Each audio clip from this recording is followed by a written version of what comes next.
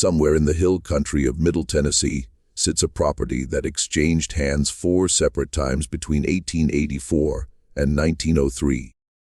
Each deed recorded at the Rutherford County courthouse carries the same peculiar addendum, a single handwritten clause, transcribed identically from one transaction to the next, as though the person drafting it feared altering even a single word. The clause reads, "The cabin at the eastern edge of the property is to remain secured. No inquiry shall be made of its contents. No entry is to be attempted. 4 different owners, 4 different attorneys, and not one questioned why." For 19 years, that cabin stood with its door bolted from the outside, its lone window covered with planks so thick they must have been cut specifically for that purpose. The neighbors were aware of it. The children playing in the surrounding fields knew it was there. Every one of them had been taught from the time they could understand that some things are better left undisturbed. Then, in the autumn of 1903, a family arrived from Cincinnati who had never learned that lesson. They had no connection to that land, no memory of what the county had collectively and quietly chosen to forget. When they asked about the cabin, when they inquired in that easy, cheerful manner of people with no reason to be afraid, the silence that met them was so total, so immediate, so unanimous that even they felt its weight. They opened the cabin anyway. What they discovered inside would not be fully comprehended for another decade. And when it finally was, several people who had spent their entire lives in that county would refuse to speak of it for the rest of their days. Before we continue with the story of the Hargrove property and what was concealed within that locked cabin for 19 years, if you're new to this channel, welcome. We share stories here that history attempted to bury. Subscribe so you don't miss what's ahead, and drop a comment letting us know what state or city you're tuning in from. We'd love to know where our listeners are. Now, let's return to the beginning, because to understand what was in that cabin, you have to understand what happened on that land long before the door was ever bolted shut. The property in question had been known since at least the 1830s as the Tatum Place. Elias Tatum had cleared the land himself, working alongside 8 enslaved individuals he had brought from Georgia when he moved his family to Tennessee's Central Basin in 1831. By the standards of his time and place, he was not a wealthy man, not a planter in the grand sense, not someone with a columned house and hundreds of acres. But he was prosperous enough to have acquired human beings as property, and prosperous enough to retain them. The Tatum land occupied roughly 240 acres of mixed timber and bottomland near the Stones River, where the soil was dark and fertile, and the summers long enough to grow tobacco and corn in quantities that kept a household fed, and a debt ledger mostly in the black. The county itself, Rutherford, was already well established by the time Elias arrived. The town of Murfreesboro had been incorporated in 1817, carrying with it the infrastructure of a place that considered itself permanent: a courthouse, a post road, several churches of different denominations, and the particular social architecture that comes with a community that has collectively decided what it values and what it does not. What Rutherford County valued in 1831 was order. What it did not value, or rather, what it had learned to carefully overlook, was the machinery required to maintain that order. Elias Tatum's 8 enslaved workers lived in 3 cabins situated behind the main house, separated from it by a kitchen garden and a woodpile. The easternmost of those cabins, the one farthest from the main house and closest to the tree line, was the smallest. According to county records, it had been built in 1833, 2 years after the others, and constructed differently. The walls were thicker, the windows smaller and set high, and unlike the other cabins, its door hinges were mounted on the outside. so that when locked, it was locked from without. None of this was unusual enough in 1833 to draw comment. Elias Tatum passed away in 1849, leaving the property to his eldest son, Cornelius, who was 27 at the time and had grown up on that land. Cornelius inherited not only the property and its debts, but also the 7 enslaved people still living there. One had died in the interim. Whatever understanding he had developed over his childhood of how that land operated, he had watched his father. He knew the routines. He stepped into managing the property with the ease of a man who had been rehearsing a role his entire life without quite realizing it. By 1855, Cornelius Tatum was running the property with 9 enslaved workers, having acquired 2 more through a transaction with a neighbor settling debts. He had also married a woman named Dorinda Prout, the daughter of a preacher from Smyrna, who brought to the marriage a deep and apparently sincere religiosity and a habit of recording things in journals. It is Dorinda's journals, 3 of them, discovered in a trunk at the Murfreesboro Public Library in 1914, that provide the most detailed account we have of life on the Tatum property in the years before the war. She wrote about her garden, her children, 3 born between 1856 and 1861, and the weather with the precision of someone who understood that weather governed everything in a farming household. Planting, harvest, travel, the health of animals and people alike. Occasionally, tucked between entries about scripture and household management, she wrote about the Eastern cabin. Not often, not with any apparent alarm, but she wrote about it. The first mention appears in an entry dated March 1857. Cornelius has moved Amos to the East cabin alone. He says it is necessary for the management of the others. I did not ask further. The second mention comes from July of the same year. The East cabin is kept locked at night now. Cornelius carries the key himself. I have not seen Amos at the communal meals in some weeks. Eliza brings food to the door. Then, nothing for almost 2 years. The third mention is from January 1859, and its tone differs from the others. Dorinda's handwriting, usually neat and consistent, becomes erratic in this entry. The letters pressing harder into the page, as though she is fighting something as she writes. She does not explain what she observed, nor describe what she found when she apparently approached the Eastern cabin alone one morning, while Cornelius was away at the market in Murfreesboro. She writes only, I understand now why the window was placed where it is. I understand now what the lock is for. God forgive this house. And then the subject does not appear again for another 18 months. Reading Dorinda Tatum's journals in sequence is to experience the particular horror of a woman who has made a decision about what she will and will not permit herself to know. She was not ignorant. She was educated, literate, and clearly capable of sustained moral reflection. Her entries on scripture are thoughtful and sometimes startlingly nuanced. But she had also married into a system, and she lived within it. The cost of truly seeing that system was a cost she appears to have decided she could not pay, so she looked away. And the East cabin stayed locked.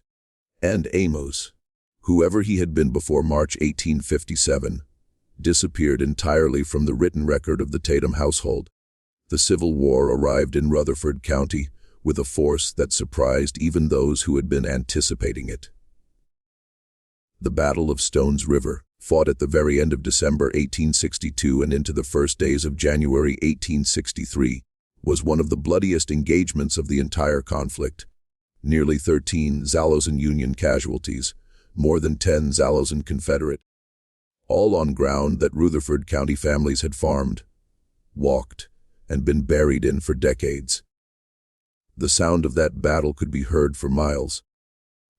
The wounded were brought into Murfreesboro in numbers that overwhelmed every available structure: churches, courthouse, private homes. Cornelius Tatum was not a soldier.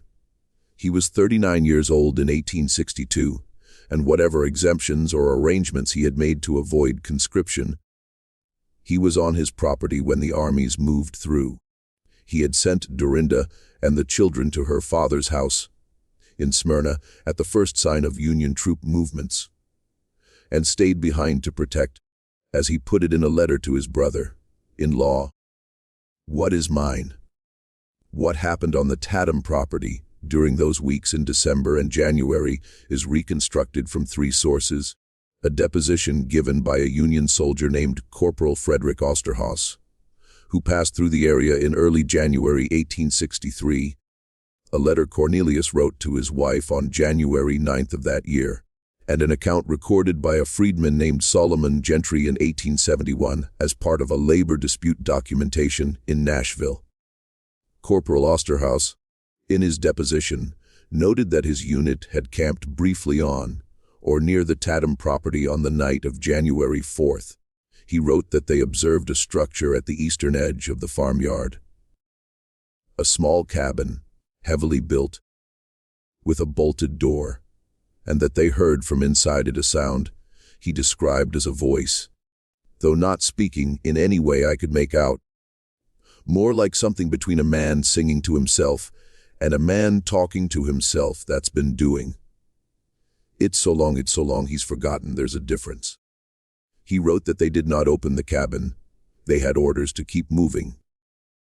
Cornelius' letter to Dorinda, written 5 days later, makes no mention of Union soldiers on the property. It is taken up almost entirely with the condition of the livestock and the state of the outbuildings after what he calls the disturbances of last week. Near the end of the letter, in a passage that seems added almost as an afterthought, he writes, "The situation with Amos has resolved itself. There is no need to discuss it further when you return."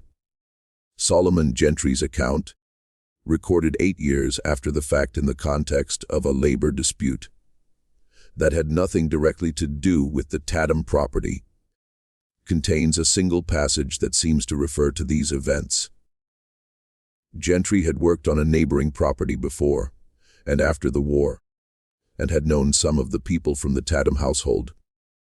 He wrote, or rather dictated, since the account was transcribed by a Nashville clerk, that in the first week of January 1863, a man came out of the wood on the eastern side of the Tatum place and walked through 3 fields before anyone saw him. He could not say his own name when they asked him. He had been in that place, the small one with the thick walls, since before the cold came. Nobody counted how long. When they asked him questions, he answered. But the answers did not fit the questions. Unlike a man who has been keeping time in a way that doesn't match the clock everyone else is using. Gentry does not name this man, nor explain what happened to him afterward. The account moves on to other matters, and the passage sits there in the middle of a labor document, like something that wandered in from a different story. It is the only surviving first-hand account that might, if you read it carefully enough, describe Amos walking out of the east cabin during the chaos of the battle's aftermath. Or it might describe someone else entirely. The documents do not resolve this question, they only raise it and then fall silent, as documents from that era often do when they brush up against something that the people keeping them had decided, collectively, not to record. Cornelius Tatum survived the war, but his property survived it less well. The tobacco fields had been largely disrupted. Fences were down across much of the acreage, and the labor arrangements that had sustained the farm were, with emancipation, dissolved entirely. Several of the people who had been enslaved on the Tatum property left immediately. A few remained for wages that Cornelius could not consistently pay. Dorinda returned from Smyrna in the spring of 1863 with the children and resumed her journals. She wrote about the difficulty of the Reconstruction period with the same careful attention she had brought to everything else.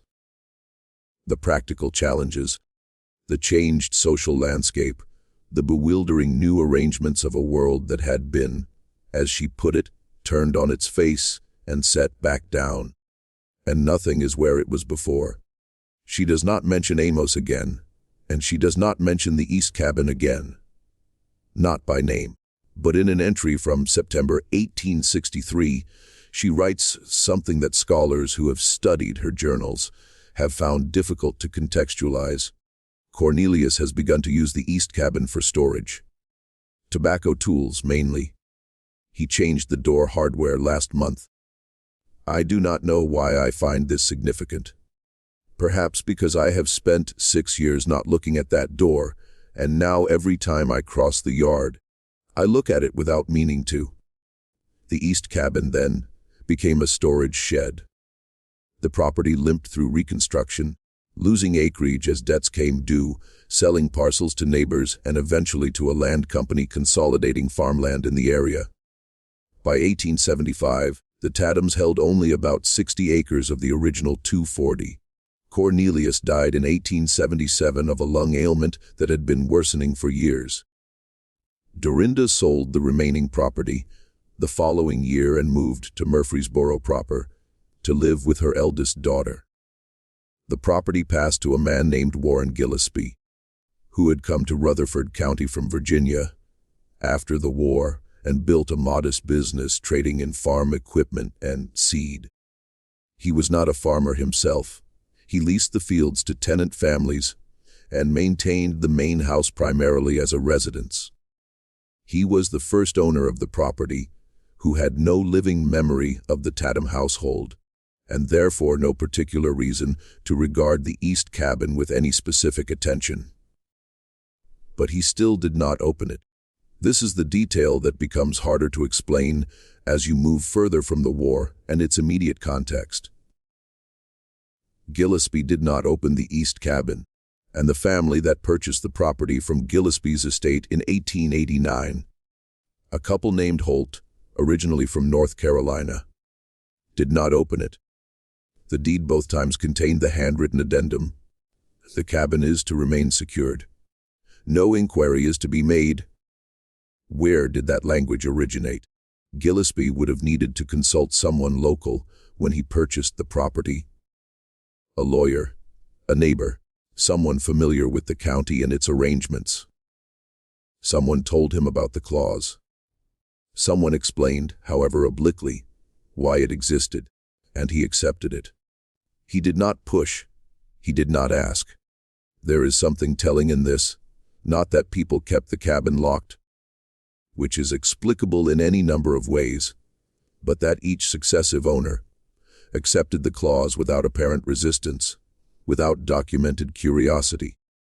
This suggests that the explanation they were given was sufficient, that whoever told them about the cabin told them enough to make them understand that opening it was not worth whatever they might find. What were they told? That question is unanswerable from the documents alone. But it is the question that the new family, arriving from Cincinnati in October 1903, did not know to ask. Their name was Pemberton. Arthur Pemberton was 34 years old, a bookkeeper by trade, who had decided, with the particular optimism of a man who has spent his adult life behind a ledger and has begun to feel the walls closing in, that he wanted to try farming. His wife, Catherine, was 31, had grown up on a farm in Indiana, and had mixed feelings about returning to one that she kept largely to herself. They had 2 children, a boy named Edmund, age 9, and a girl named Vera, age 6. They had purchased the property site, mostly unseen, through a land agent in Nashville, who had described it as a fine Middle Tennessee farm with solid improvements and excellent soil. The price was favorable. Arthur had taken this as a sign of opportunity rather than, as perhaps it should have been, a reason for curiosity. They arrived on a Tuesday in late October, when the leaves on the surrounding hills were full in their color and the air had that particular quality of Tennessee autumn. Cool in the mornings, warm by afternoon, the light coming in at an angle that makes everything look as though it's being observed, rather than simply existing. Catherine stood in the farmyard, looked at the house, the outbuildings, the fields, and said that it was beautiful. Arthur agreed. Edmund immediately ran toward the tree line to see what was there. It was Edmund who found the east cabin first. He came back to where his parents were unloading the wagon and reported that there was a little building at the edge of the yard, back toward the trees, with boards over its window and a very big lock on the door that looked very old. Arthur walked over to look at it. He examined the lock, indeed old, a heavy iron padlock of a design not manufactured in at least 30 years. He examined the door and the boards over the window, walked around the structure once, noting the thickness of the walls and the quality of the construction, then went back to unloading the wagon. That evening, after the children were in bed, he mentioned it to Catherine. She asked if the land agent had said anything about a storage cabin at the east side of the property. Arthur said he didn't recall that it had come up. She said someone must have the key then, or they'd have to cut the lock. Arthur agreed and said he'd ask around in town the following week. He asked around in town the following week. The response he received was not hostile, not dramatic. In fact, quite polite. The hardware store owner said he wasn't sure who might have the key to that particular lock. The postmaster said he didn't know much about the property's history. Two neighbors encountered in the street said they weren't familiar with the details of the outbuildings. Over there, a woman at the dry goods counter said pleasantly that some things on old properties are best left to settle themselves. Arthur Pemberton was from Cincinnati. He had been raised in a city where the social architecture was different, where the past was something that happened elsewhere, in other people's families, in other places. He was not attuned to the particular frequency of a community that has made a collective decision to not know something. He heard the vagueness in what people said to him and attributed it to the natural reticence of rural Tennesseans toward newcomers. He did not hear the agreement underneath it. He went back to the property and cut the lock. He used a cold chisel and a hammer from the toolbox he'd brought from Cincinnati, working at it for the better part of an hour, because the iron was old and dense and had not been designed to yield to anything. Catherine stood a few yards back, watching. Edmund and Vera had been sent to occupy themselves in the front of the house, away from the east yard. The morning was overcast. The light flat and gray, the trees at the edge of the property already stripped of most of their leaves. When the lock finally gave, Arthur pulled the door open. The smell that came out was old, enclosed, complex. Wood and earth and something else, something Catherine, who had grown up on a farm, recognized without quite being able to name immediately. The smell of long habitation in a small space, not decay, not anything dead. The smell of a place where someone had lived. Arthur stood in the doorway for a moment, then stepped inside. The cabin was about 12 feet by 14. The floor was packed earth, worn smooth. The walls were bare logs. The chinking between them dried and cracked in several places. High on the eastern wall, just below the roofline, was the single window, its boards still in place. The light that came through gaps in the boards was thin, coming in stripes across the floor. Along the south wall was a plank shelf. On the shelf were objects: a tin cup, badly rusted, a piece of rag, unrecognizable as anything specific, a small wooden implement of uncertain purpose, hand-carved, worn smooth with handling, and a series of marks on the wall beside the shelf, scratched into the wood of the log itself, deep enough to have required sustained effort, arranged in groups in a counting pattern, the kind of marks a person makes when they are keeping track of days. Arthur Pemberton stood in the east cabin for a long time, looking at those marks. He was a bookkeeper. He counted things for a living. He counted the marks depending on how you grouped them. Somewhere between 480 and 520 days worth of marks on that wall. Give or take a week. Approximately 16 to 17 months. He came out of the cabin and looked at his wife. She was watching him from where she stood in the yard, her arms folded against the October chill. She could tell from his face that something was wrong. She asked what was in there. He said it used to be where someone lived. She asked who. He said he didn't know yet, but he was going to find out. Later that evening, he sat at the kitchen table with a lamp and began to write down questions. Not answers, just questions, in the careful, organized way of a man who has spent his working life making sense of numbers and what they represent. Who had been kept in that cabin, and why? For how long? Who had authorized it? Who had maintained it? And who, after everything that had apparently happened there, had decided that the door should be locked from the outside and not opened again? The questions covered 2 pages. He folded them and put them in his coat pocket, then went to bed and lay awake for a long time, listening to the sound of the wind moving through the bare trees at the eastern edge of the property, coming from the direction of the cabin, whose door now stood open for the first time in 19 years.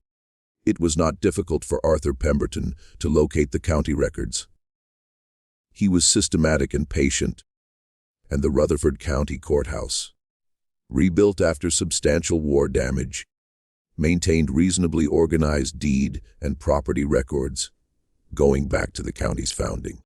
What he found there, over the course of several visits across November and December 1903, was a paper trail illuminating in its outlines and maddening in its gaps. He found the succession of property sales, each with a clause about the cabin. He found Cornelius Tatham's name and his father Elias's, and the dates of their respective deaths. He found the assessment records from before the war, which listed the enslaved people on the property by first name only, as was standard. Names recorded not as people but as property values, each followed by an age and an approximate dollar amount. In the 1840 and 1845 assessments, among the names was Amos, listed as a male approximately 30 years of age in 1840, valued at $650. In the 1850 and 1855 assessments, Amos appeared again. In the 1860 assessment, the last one conducted before emancipation, changed everything. Amos was not listed. He had been removed from the inventory before the war. That fit, more or less, with what the document suggested about his removal to the east cabin around 1857. But it raised a new question. What was the official explanation for his absence from the 1860 inventory? Had he been sold? Had he died? Had someone simply chosen not to include him? Arthur found no record of a sale, no death record. Though death records for enslaved people in this period were kept inconsistently at best, nothing that explained Amos's absence from the 1860 records except the absence itself. He went back to the cabin. He stood inside it and looked again at the marks on the wall. He had brought a candle this time and moved it slowly along the counting marks, examining them more carefully than the first time. They were arranged in the standard grouping, 4 vertical marks crossed by a diagonal, that people use when counting in 5s. The groups were regular for most of the wall, but near the end, they became irregular, some incomplete, some made more deeply than others, as though the person making them had pressed harder or had come back to reinforce a mark already made.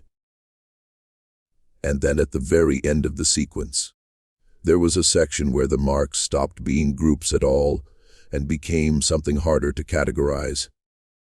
Not random, but not the counting pattern either, shapes, angles. Something that might, if you looked at it in the right light and let your eyes find what they were looking for, resemble attempts at letters. Arthur was not able to read them as letters.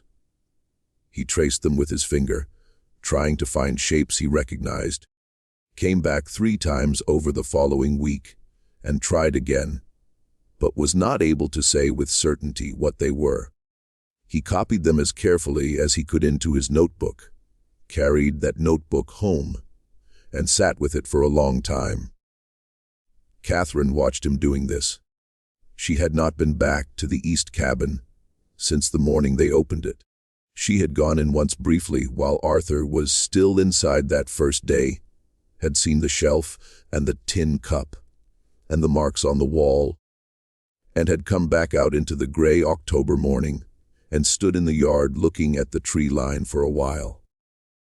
She was an Indiana farm girl, which meant she was not easily unsettled by hard history, but she was also the mother of 2 children who were running and playing on land that had, it now appeared, been the site of something she did not fully understand yet and was not sure she wanted to. She asked Arthur, one evening, what he thought the marks meant. He said he thought they meant that someone had been in that cabin without the ability to leave for somewhere between 1.5 years and 2 years. She asked if he thought it was the man in the assessment records, the one named Amos. He said he thought it was likely. She said, and when he came out, what happened to him? Arthur had no answer for that. He had found no record of Amos after the 1855 assessment, no record of what the Tathams had done with or about him after emancipation, if he was still alive by then, no grave record. No Freedmen's Bureau documentation with that name, nothing in the Nashville records that Gentry's account pointed toward. He said, I don't know, but I'd like to find out. She said, I know you would. And then she said something that Arthur recorded years later as the sentence that stayed with him longest from that whole period. I want to know, too, but I think we should be ready for the possibility that we're not going to find a good ending to this. Arthur went to Nashville in January 1904. He spent 4 days in the records offices there, working through Freedmen's Bureau documentation, labor records, church records from the African Methodist Episcopal churches in Middle Tennessee, county-level records from surrounding counties. Looking for an Amos, formerly enslaved from Rutherford County in his 50s or 60s by 1865 or later, he did not find him. What he found instead changed the shape of what he thought he was looking for.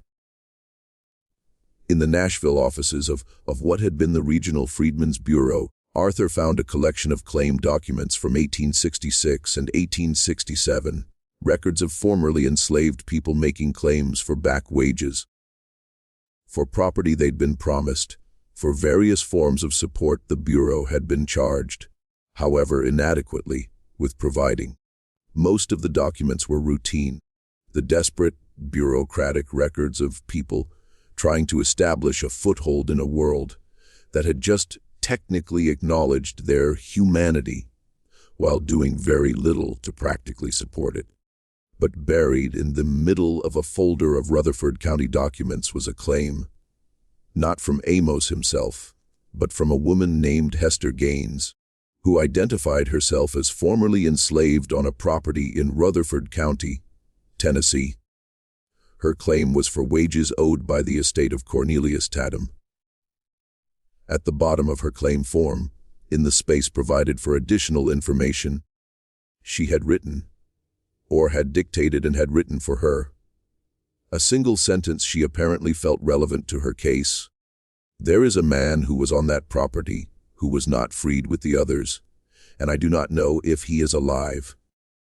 His name is Amos Jaybird. Someone should look for him, Amos Jaybird, not just Amos, a surname, or rather the kind of name that enslaved people sometimes carried as a form of identity that existed outside the records kept by the people who owned them. A name that meant something to Hester Gaines, who had known him.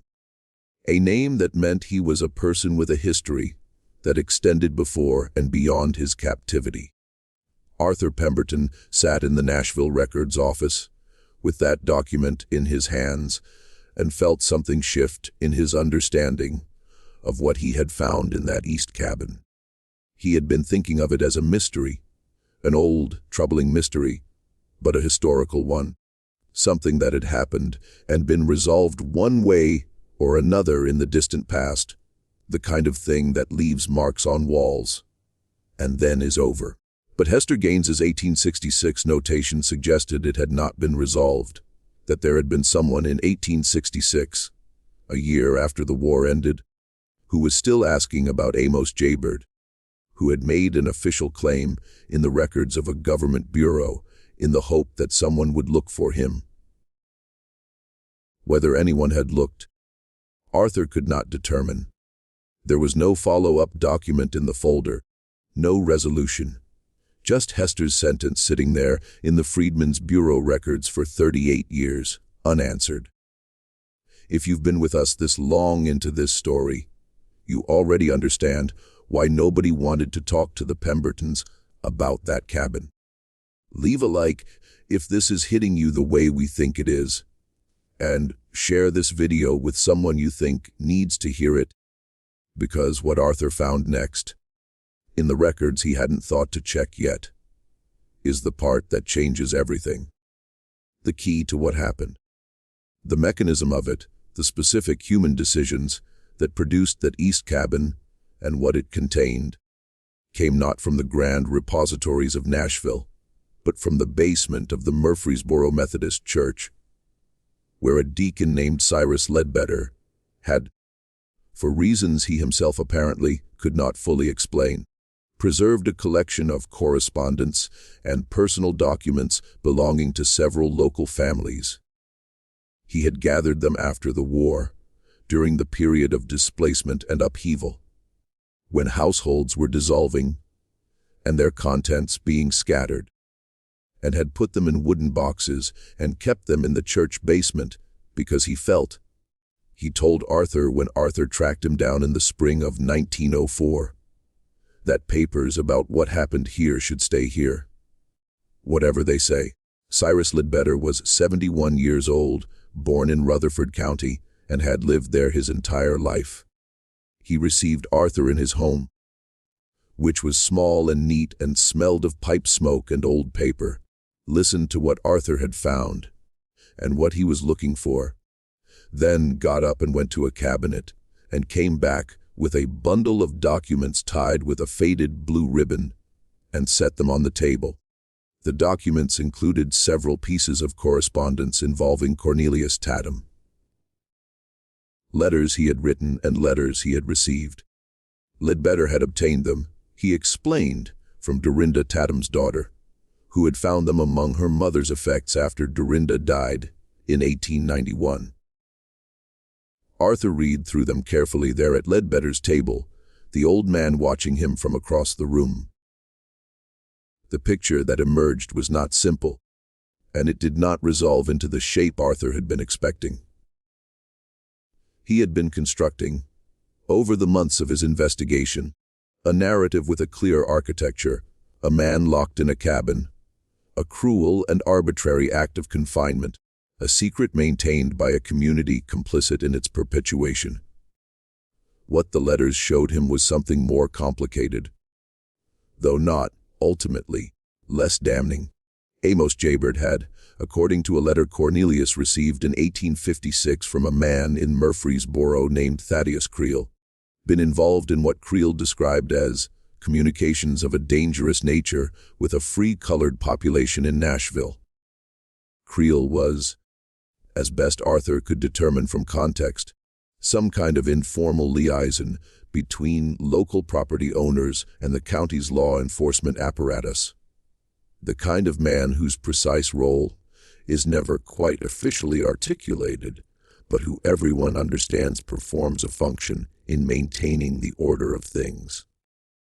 The communications Creel referred to, reading between the lines of his careful language, were connected to the broader network of correspondence and mutual assistance that enslaved and freed black people in the South maintained as a form of resistance and survival. Amos Jaybird, it appeared, had been writing, or sending word by other means, since literacy was dangerous and often illegal, to people beyond the Tatum property. He had been in contact with people in Nashville. He had, Creel wrote, made himself a problem that requires a solution before it becomes a larger one.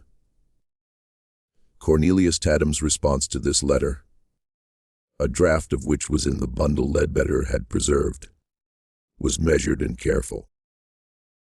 He wrote that he understood the concern, that he would manage the matter privately, that there was no need to involve the county's formal structures, which would create records and attention that served no one's interests. He would handle it himself. Handling it himself meant the east cabin.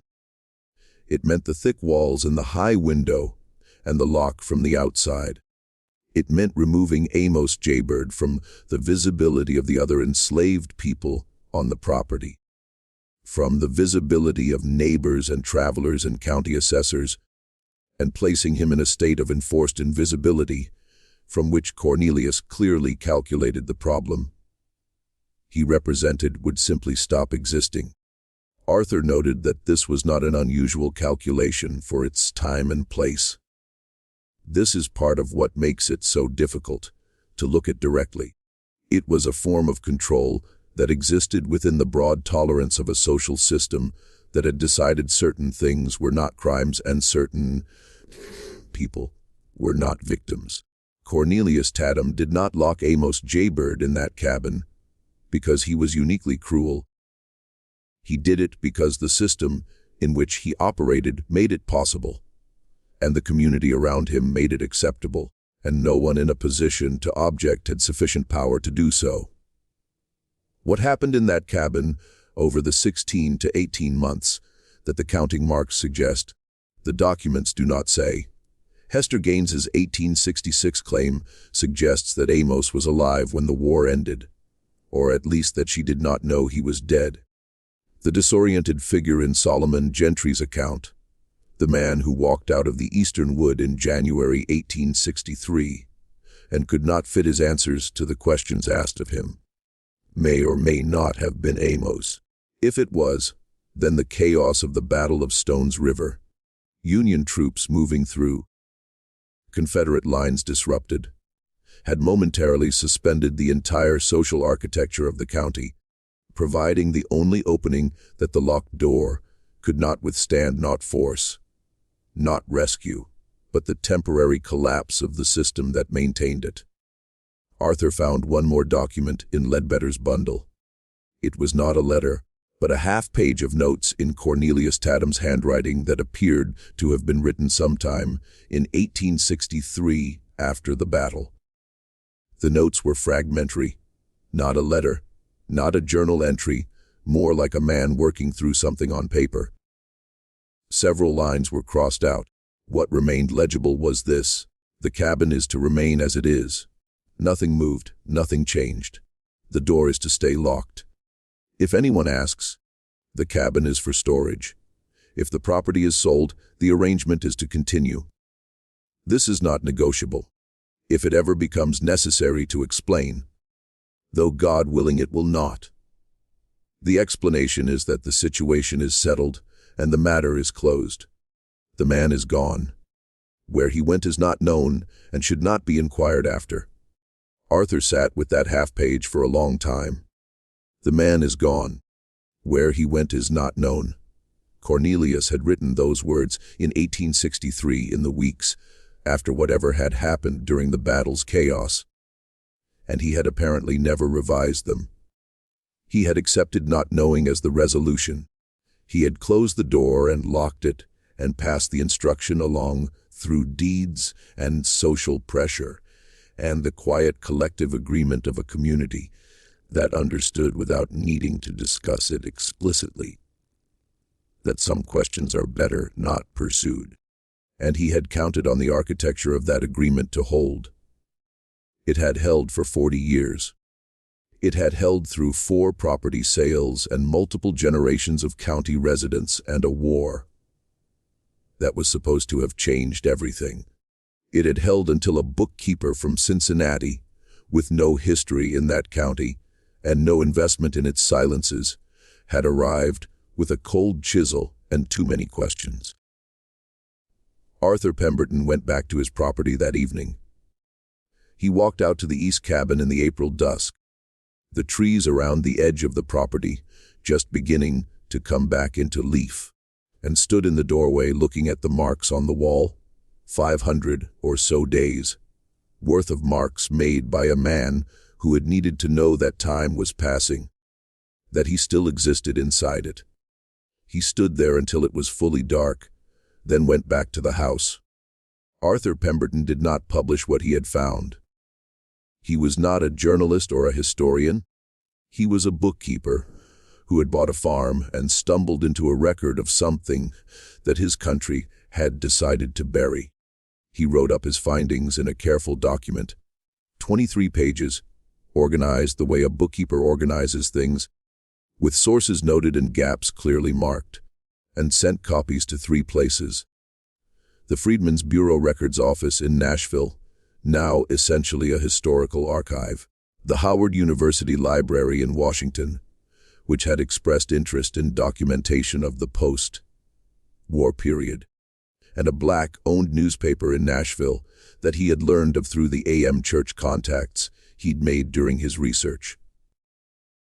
He received one response, a brief acknowledgement from the Nashville newspaper thanking him for the documentation and noting that it would be added to their collection of records concerning the treatment of formerly enslaved people in Middle Tennessee. Whether anything was published, Arthur never confirmed. He did not receive a copy of any article, nor was he contacted further. He and Catherine had a conversation sometime in the late spring of 1904 about whether to stay on the property. Catherine said she had thought about it a great deal and did not think leaving would accomplish anything. That whatever had happened there had happened, and the land was the land, and running from it did not seem to her like the right response. Arthur agreed, though he noted that he had lost considerable enthusiasm for farming in general, and that the property's main appeal, its price, its mystery, had resolved itself in a way he hadn't anticipated. They stayed for 6 more years. Arthur never fully reconciled himself to the property's history in the way Catherine seemed to. He walked past the east cabin every day, and what he felt, he wrote in a letter to his brother in 1907, was not fear, not anything supernatural or irrational, but a kind of grief he couldn't quite locate, not for someone he had known, but for the fact of it, for the normalcy of it, for the 40 years of silence that had required no conspiracy, no dramatic enforcement, just the quiet agreement of people who had decided that their comfort was worth more than someone else's existence. He wrote, "The worst thing I found in that cabin was not the marks. The worst thing was how easy it was. Nobody had to force anyone to keep quiet. They just did, generation after generation, because keeping quiet was easier than not keeping quiet. I think about that a great deal." The property was sold in 1910. The deed did not contain the clause about the east cabin. Arthur removed it. He also removed the boards from the window before they left, so that light could come through. He was not sure why this felt important, it just did. What became of Amos Jaybird is not known. The historical record, for all of Arthur Pemberton's searching, did not yield an answer to that question. There is no death record, no freedman's record, just Hester Gaines's 1866 notation, "Someone should look for him," and then silence. It is possible that he survived, that he built a life somewhere outside the reach of Rutherford County's records, that he lived for decades after walking out of that cabin. If it was him who walked out and found his way to people who could help him, his story continuing in directions that left no paper trail for a Cincinnati bookkeeper to follow 30 years later. It is also possible that it went the other way, The documents don't say what the documents do say, clearly, if you're willing to read them, is that a community of ordinary people, none of them monsters in any dramatic sense, maintained a silence for 40 years that made one man's suffering nobody's problem and nobody's business. They maintained it through property transactions and social pressure and the simple, devastating power of collective agreement. And when the silence was finally broken, it was broken by an outsider, someone who hadn't been taught to look away, wielding nothing more dramatic than a cold chisel and the assumption that questions deserve answers. The East Cabin stood on the property until at least 1923, when county records show it was demolished. The main house was renovated several times over the following decades. The land is farmland today, so people drive past it without knowing its name. But the marks are gone now. They were in a cabin that no longer exists.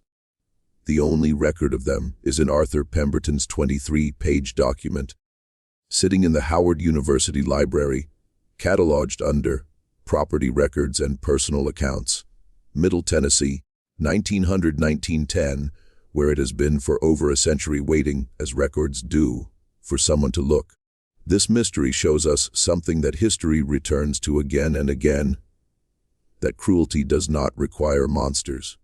It requires ordinary people making ordinary decisions about what to see and what to look away from, and agreeing, without ever quite having to say so aloud, that some doors are better left closed. What do you think of this story? Do you believe everything was revealed? Or do you think there are parts of this that no record could ever fully capture? Leave your comment below. If this story stayed with you the way we hope it did, subscribe to Liturgy of Fear, hit the notification bell, and share this with someone who needs to hear stories that history tried to forget. We'll see you in the next one.